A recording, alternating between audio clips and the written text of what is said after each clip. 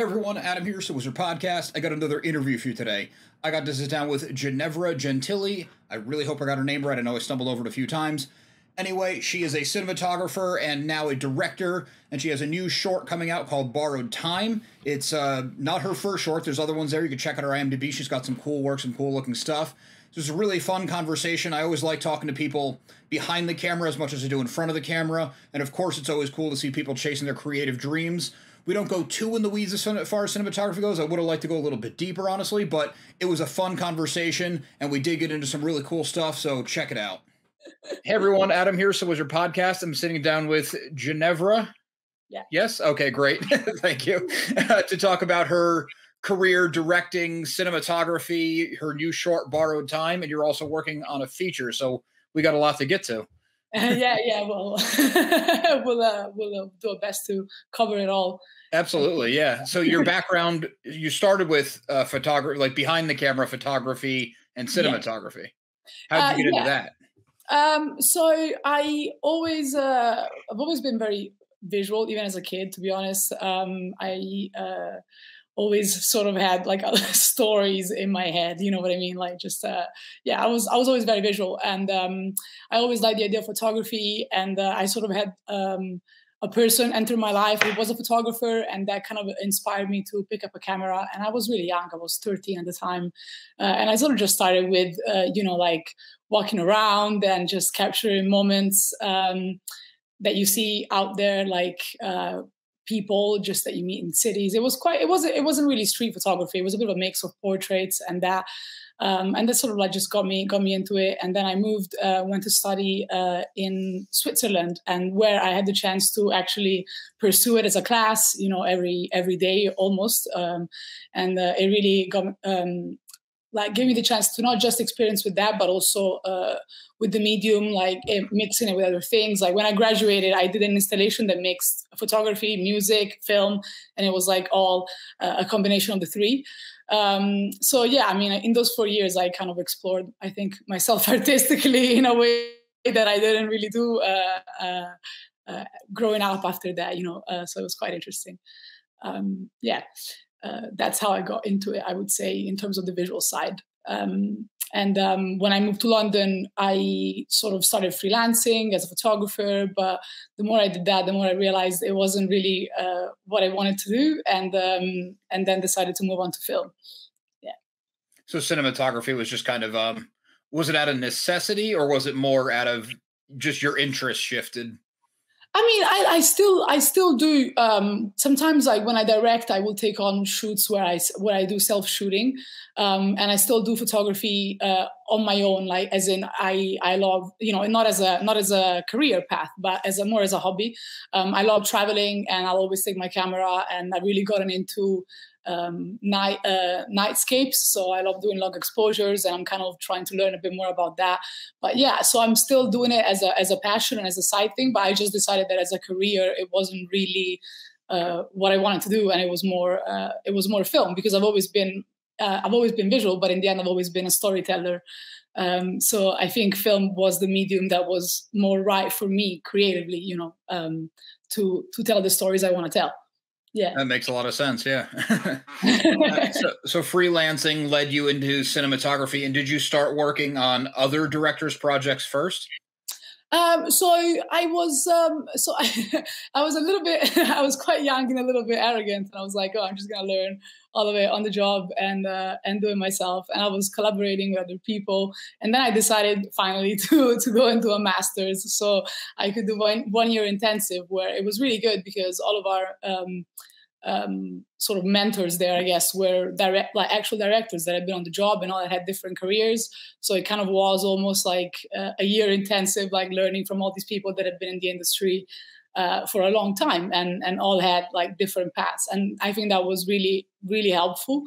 I'm glad I did it, because obviously I hadn't studied film, and film is so complex. It really is.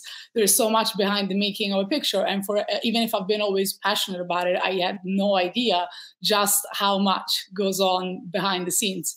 So it was really useful to do that. And when I came out of that, I kept freelancing and doing video jobs in music and things like that until I decided to start my own production company in 2019. Oh wow, okay. So how long had you been getting the experience and everything before you just decided to start your own company?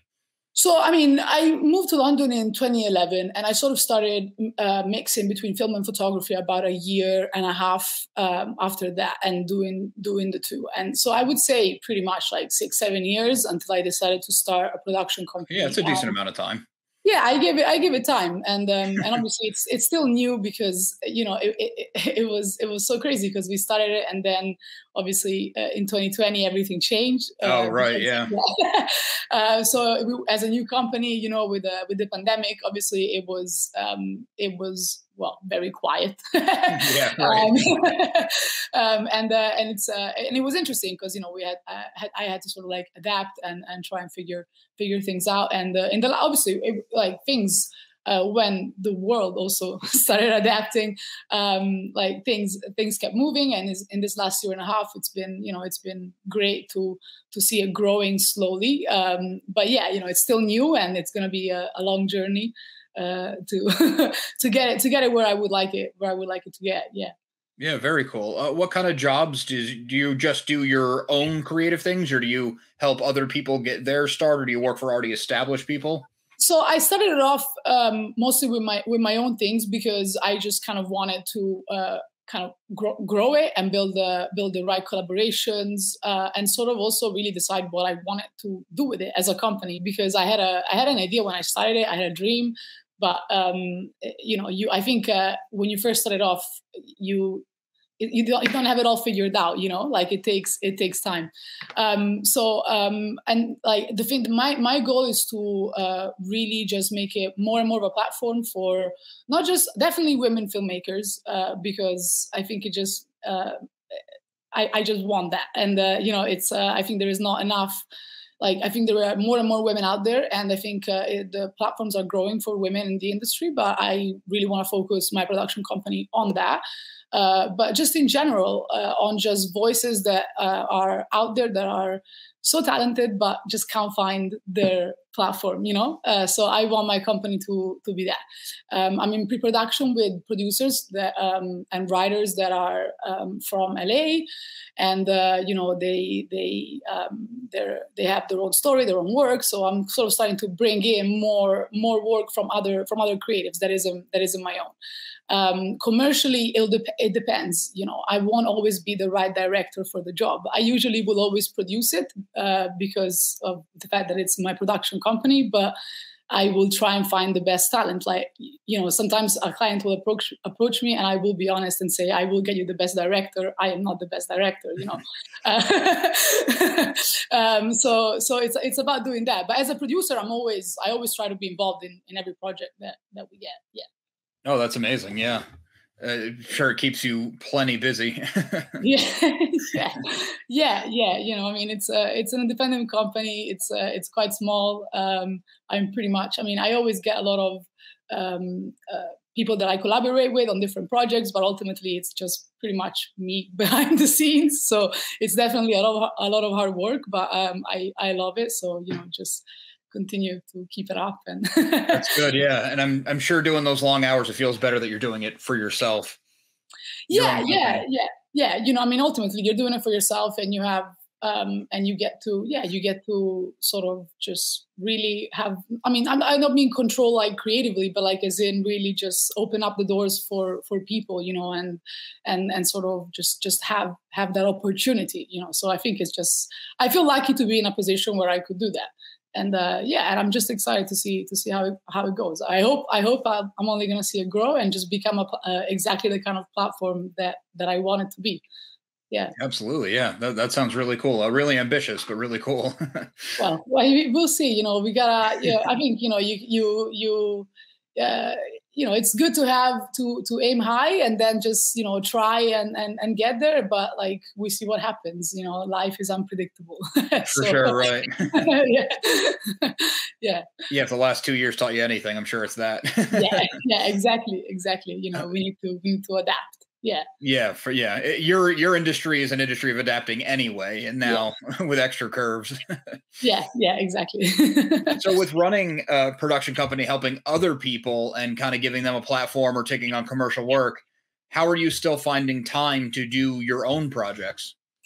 Uh, so there obviously isn't that much. I mean, I think the thing is, I need to be selective. So my aim is to try and get the company to a stage where I have more time to do my own projects. Like, do you know what I mean? So where I still have a chance to follow all the productions and be involved in the way that I want to, but where I can also take more of a step back and dedicate it to my own projects. In fact, I've been struggling to find more time for my feature film because of all these things that sort of started coming in the last 2-3 months. It's funny, you know, the winter is usually January, February can be fairly quiet months, and then like as soon as spring and in the UK, as soon as the good weather starts out, it's just like all of a sudden you get all of these projects all at once. So yeah, you know, I'm trying to actually stop a little bit of those productions because at the moment I just can't it's just too much to balance between the two. I mean, a feature film in itself, it takes a lot of time and a lot of dedication. So, you know, I'm just trying to get all these projects in that have come in, finish them, and then just give myself the time to focus on that. I mean, this production from LA, luckily, it's from these LA producers. It'll be done here in the UK, but they're from LA, and yeah, it's. I mean, it's not going to be imminent, so at least that's that's a good thing for me because I've got the time to balance it with my own stuff. But yeah, it's the commercial things, isn't it? That I can't just have all of it all at once. So yeah, I think I just need to, with it being a young company, just be selective and try and give myself the time Yeah. for my own work. Yeah. Try to find those projects that really speak to you, I guess. Yeah, agreed. I mean, I get a lot. To be honest, we get a lot of submissions for projects all the time, and there are so many interesting people that approach us, but you just can't do it all, especially because, as I said, we're not. I mean, it's North Holly Films, it's doing quite well, but we're not a company that's run by like 3 or 4 producers. Like I will always, I mean, on projects, I will have massive teams. Borrowed Time, my last short, the crew was was quite big, so it's not like we don't work with big numbers. But the thing is, just on a day-to-day basis, there just isn't the management, I guess, to be able to take on all these projects. So you just need to pick and choose for now until you're at a stage where you can pick more and give more people the possibility and the platform, to make their projects come alive. Yeah, that makes sense. I definitely understand what you're saying. It seems like it's got to be a tough call to make as an early company where you probably want to say yes to everything just to try to grow, but you could yeah, absolutely. But there are so many aspects to consider. It's as well as the funding.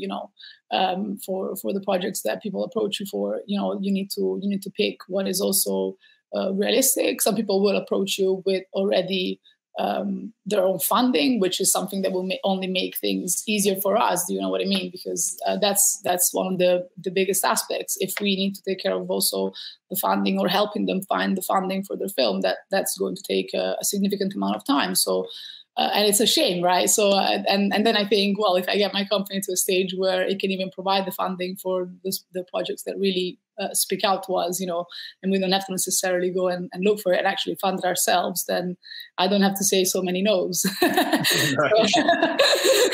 Yeah, yeah, I mean, just sort of, as I said, I think in this career in general, it's always, especially if you want to have a production company, there are so many production companies out there, but in any creative career, I think it's always you're always figuring it out. It always sort of evolves and it never really stays the same. And I think it's only just a process of growth, like every project, and just sort of trying to balance it out.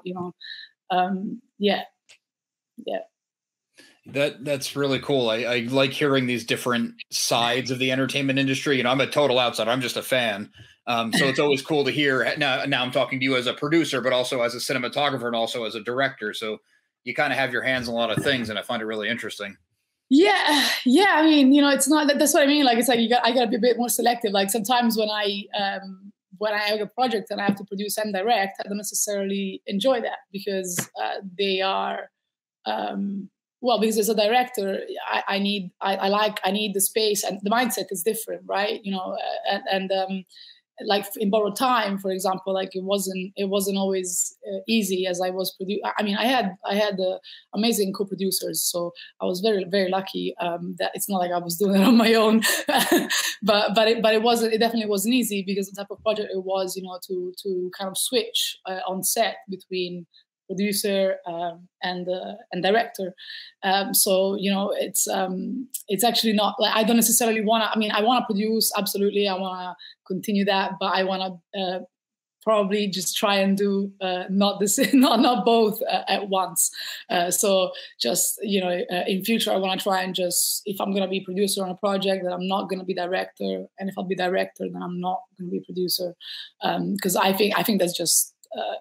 In the end, it's just best because you just end up doing your job better.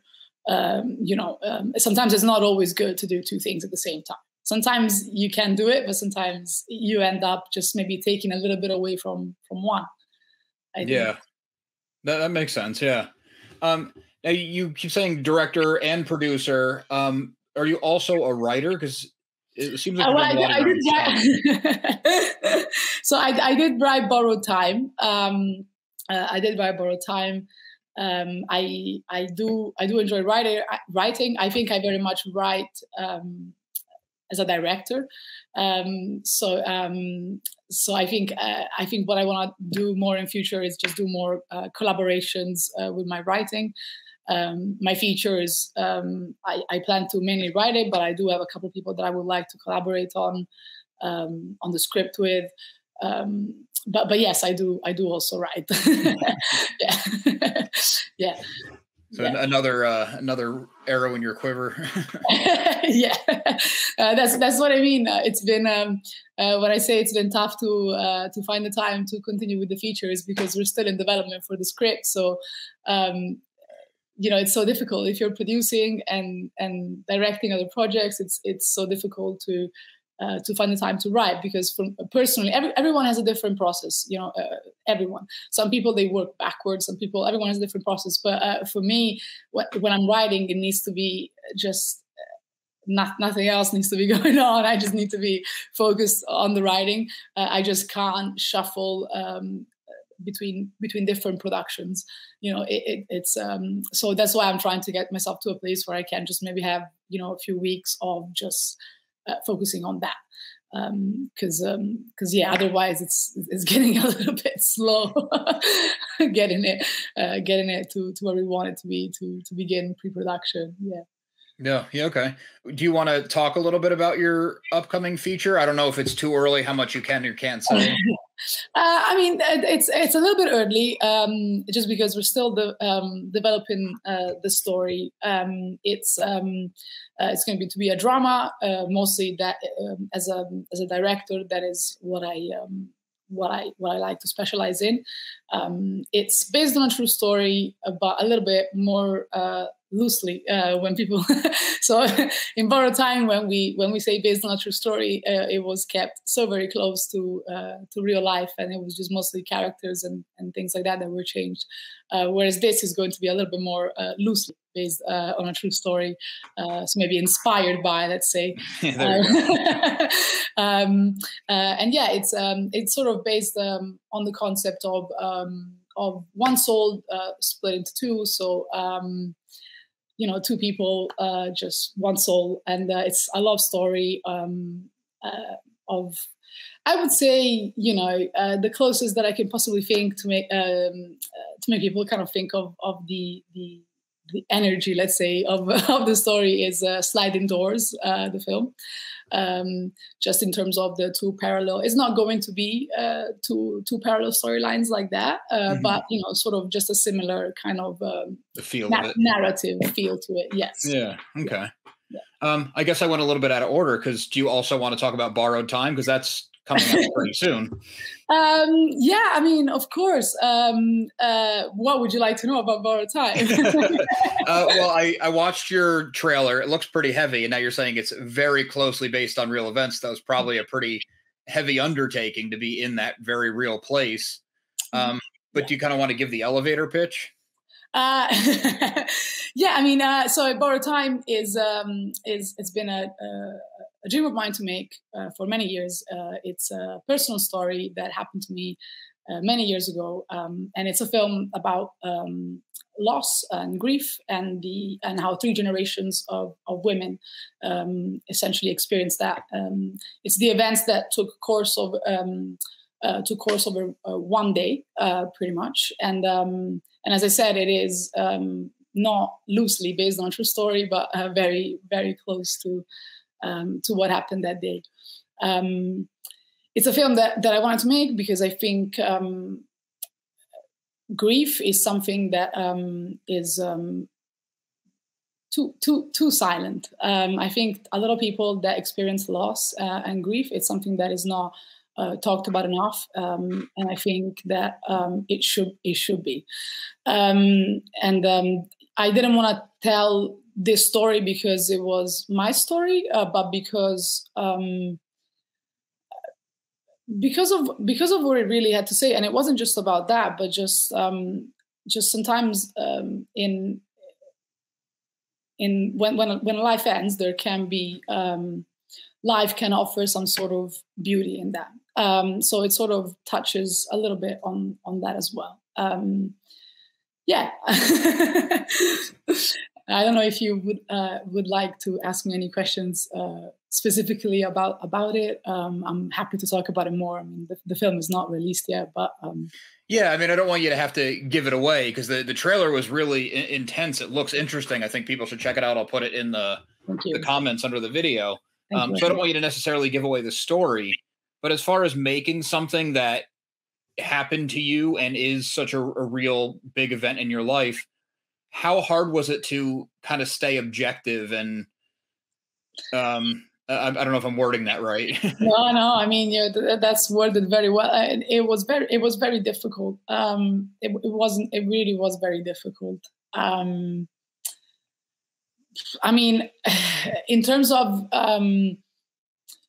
it was a really beautiful journey working with the actors on it, because you just go into so much depth, and with the characters and obviously it's not easy. I think for me, it was almost like on the days of filming, it was almost like, obviously it was affecting me, but it was almost like I didn't have the time to you were so busy.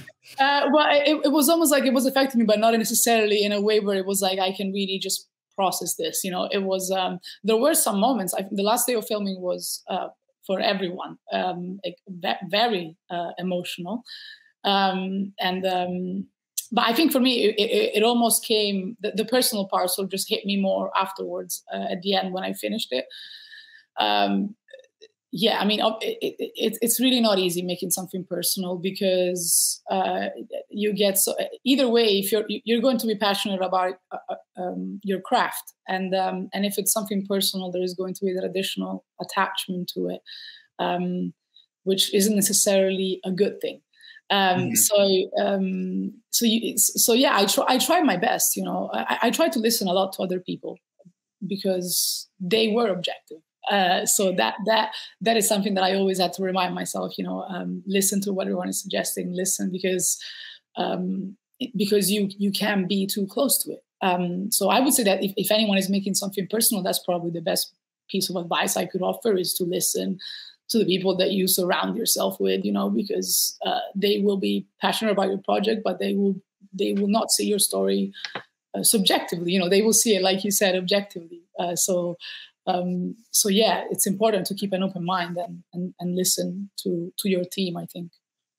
Since this was your story and you wrote it and you produced it and you kind of did everything, did you also do the I casting? honestly, I did not. I did not. Like, it sounds like people worked so hard. Like my team, like yes, I produced it, but like my team of producers, like if I didn't have them, no way I could have pulled it off. And everybody just did a fantastic job. So yeah, I was involved in too many roles almost.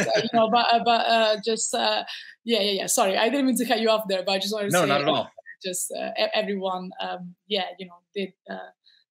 There was a lot of hard work put into it. So That's yeah. good. And it's good that you clarify that too, because a lot of times, especially, outsiders looking into the entertainment industry is, we see written by, directed by, you're like, oh, that person did everything. You just assume it was almost like a one-man army, but it never is.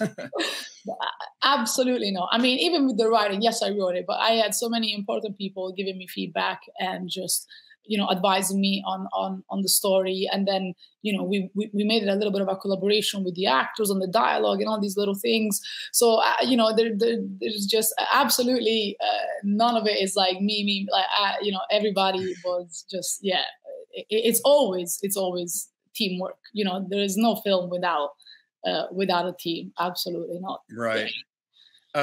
In that regard, well, you had at least your hands in everything, even if you had a lot of help. How was it finding people to play people from your real life?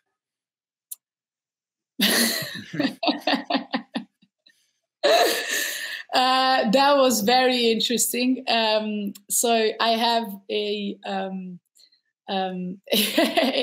wasn't, obviously it wasn't easy because you write the roles and the characters quite close to that, but then at the same time there is an element of within the dialogue and the subtleties trying to um, not just, like, yes, of course you bring your own personal touch to it and your own experience, like, as I said, the story is pretty much as it happened, but yeah, within those details and the dialogue and all of that, it's like you just sort of give it your own little personal touch. And there is like, sorry, I'm sort of like losing track here a little bit. No, that's okay. Could you rephrase the question again? Is that a problem? I was just wondering how was your experience on casting people to play real people? No, it's fine. Sorry, I apologize. So yeah, like I had one person that really helped me out with this, and it's somebody that is involved, not involved as in personally because they know the people itself that they happen to. So they really helped me out with that, and they worked as a photographer and casting director, so it was huge help from them to have that. It was a lot of research and a lot of luck. So with the lead actor, Olivia, who had to play pretty much me, that was pure luck. I had different people that I was interested in, but I also decided to, I was speaking with different agents, but I also decided to put a casting call out there. And she auditioned, and she just completely blew my mind away, and that was just luck, and so almost like fate, I guess, a little bit. And the same almost with the actor playing the mom, Elena. That was pretty much the same. I was in touch with different agents, but then decided to also put a casting call out, and then she applied, and it was just very. It all just came together beautifully with them too. I have to say that was just pure luck and just sort of life giving you a gift, and with the others, yeah, it was a lot of research. Obviously, unfortunately, we had to change a member of cast that we lost. The person that we found was amazing, but that was due to COVID. So not everybody. That we had to reschedule the shoot 2 weeks. So basically, we lost one member of cast and almost half of the team. But we managed to. So we had to find all the replacements and all of that. So that was quite tough. But yeah, it was just a lot of research. And then like I like when I sort of lost track of it when I was saying to you before, like yes, you base it on real story, but then you refine it with your actors, or at least I do. So then in the end, you really work on those characters and just adapt them a little bit to them. So whereas the story remains exactly what it should be and based on real life, but then you give, yes, the characters are people people that me or people that I know, but at the same time you work with them, a collaboration, on sort of refining that character to them and adapting it more to them. Like for example, the lead actor is British Italian, and the actor who plays the mom, Elena, she's Italian. So we sort of adapted a little bit of the characters to that. So we kind of made the family in the story British Italian, So we could play a little bit of both of those things. Where in the end, like I am originally Italian, so it was kind of nice to be able to like make it a blend of the two, as it is something that did happen in Italy. So yeah, there were all these little things. Whereas, yeah, it was interesting. But we tried to make it a little bit more personal to them, but try to maintain it close to the characters from real life. For me, that aspect wasn't too difficult. My mom definitely wasn't too pleased with watching a representation of herself on screen. But it's different for everyone. But yeah, I mean, for me, it was a version of me that is a long time ago. I was just a teenager, and so it was kind of interesting to kind of work on that part of me, Yeah. Right. Yeah. To look back. Yeah. Yeah. That's really interesting. It seems like a very tough project to take on, especially relatively young in your career. I mean, I know you've been doing your thing for a while, but relatively.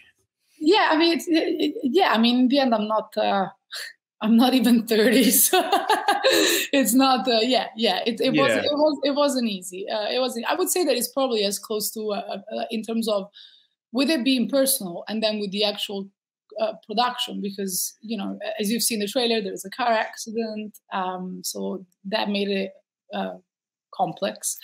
Mm-hmm. I've done car scenes, but I'd never had to do a stunt before, so for me that was a first experience, as a director. And so yeah, it was a big challenge, and on the level, I would say, almost for a short of a feature film.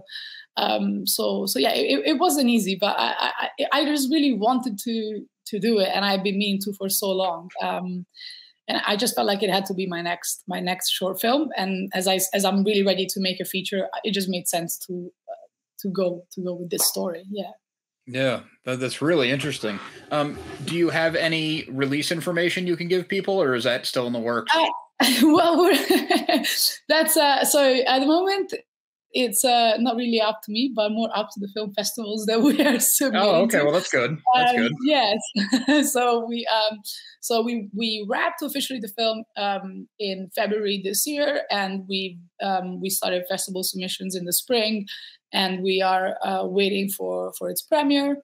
We're sort of going a little bit everywhere: UK, US, Italy, other European countries as well, and just kind of waiting to sort of kick off its festival run and do that. So there'll be audiences will be able to see it at festivals, and then probably for next year, the film will be released online on various short film platforms. Yeah, that's great. sort of the plan right now. If they want to keep up, if anyone wants to keep up with it, Borrow Time has its own website as well, and we're on Instagram. So we're just going to be keeping everyone up to date with what's going on. As things happen. Yeah, that's amazing. Yeah, that's great. Are you going to be able to attend any of the festivals? Yeah, I mean, I'm planning on it. There are some that I was planning on going this summer, and unless there are any changes or imminent changes, I'm planning on going to a few in the UK for sure. and going to a couple in the US.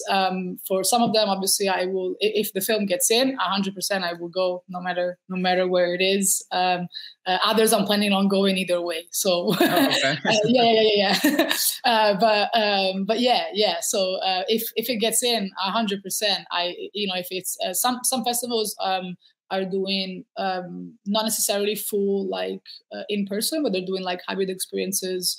So half online, half not. But I would very much like to attend if the film gets a screening. I would love to attend every single one that it gets. That's very cool. Unless it's two in the same day and one, But right, see which one you can make it to. Yeah, exactly.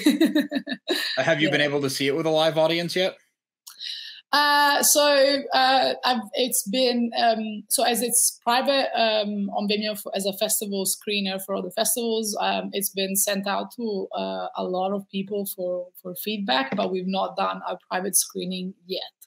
Okay. To be honest, it was in my plans. I will always do one after a film production, but I just honestly have not had the chance yet. The summer is going to be super busy for everyone, so I'm just probably going to do it because I'm at this point. I mean, I'm sure it will get accepted before the end of summer. Fingers crossed. But yeah, otherwise at the end of summer, I would love to do a private screening and just kind of see what more people say about it. Yeah, that's exciting. So far, it's got a lot of mixed feedback, and it's been really interesting. Some people have experienced similar things, so that's been really interesting. I always love. I think that's why we do it. You want to know how you make people feel and what they think, and right. It's kind of this weird divide where you're making it for you, but you're also making it for everybody. Yeah. Well, very cool. Thank you. I don't want to take up too much more of your time, but if you wanted to plug anything else, any other socials, your websites, whatever. I don't know. I don't want to ramble on too much. So Borrowed Time, if you want to follow it, borrowedtimefilm.com. You can follow it there. Or on Instagram at borrowedtime.film. I have a website, but to be honest, it's better. I'm quite terrible with my website and my personal social media, so it's better to follow me on my production company.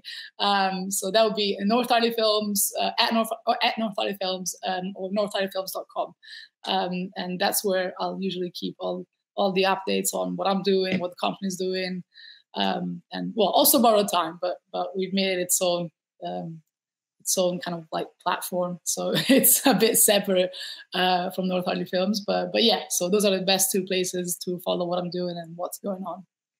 Excellent. Well, thank you very much for taking the time. I mean, I'm sure you're very busy and we have a huge time difference, but this has been great. Thank you. It's been a pleasure. I feel like I've just been like, that's like sure. But no, it's been my pleasure. Honestly, thank you so much for having me. Yeah. Thank you, and best of luck in the future. No, you too. Take care, and maybe we'll chat again in the future. And absolutely, anytime. Yeah. Take care. Bye. Bye.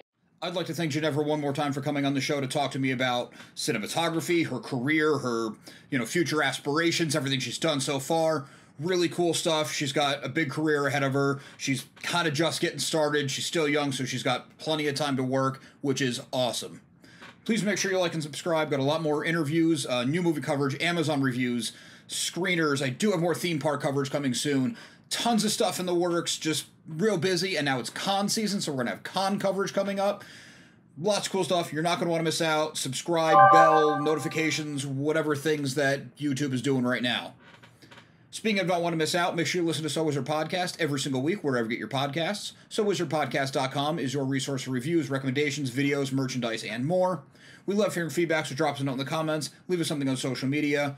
All the accounts can be found in the show notes or after the video. So Wizard Podcast can also be found on Patreon, where for as little as $1 a month, you get multiple monthly bonus shows. And on a more personal note, a good friend and I have an ongoing comedy comic series. It's called Social Studies. We just did our first con at Plastic City Comic Con the last weekend. great feedback, met a lot of awesome people. If you want to get in on it, see what everyone's loving, you can find it at socialstudiescomic.com or on Comixology. 9 issues available now, 10 and 11 coming any day now, just waiting to hear back from the printer. A lot of cool stuff in the works, socialstudiescomic.com. Thanks.